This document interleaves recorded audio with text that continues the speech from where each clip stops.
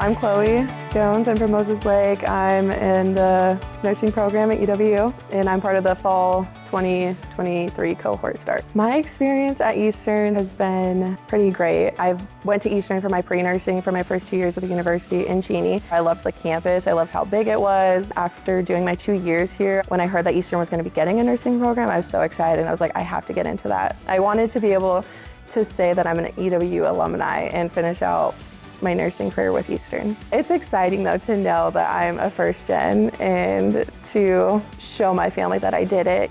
Being a first gen student, Eastern has been a great place. It's just a welcoming feeling from Eastern itself. We do Friendsgiving last semester, which is really fun. We did a Christmas party. You become like a family in this program, especially in this school.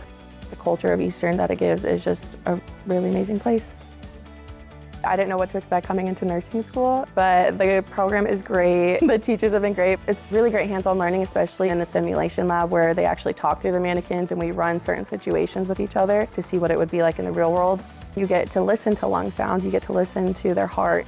Being able to practice on a mannequin gets you more comfortable. I've been in the ER for my clinicals, and to be able to practice and get time in and hands-on in the real world, you get excited, like, oh, we just went over this in skills. You get to apply it in your clinical practice.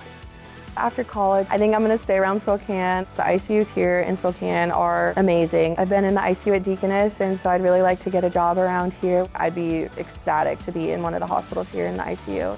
There's a lot of jobs out there for our nursing students. We need nurses, we need them everywhere. It's a great time now for anyone to go into nursing.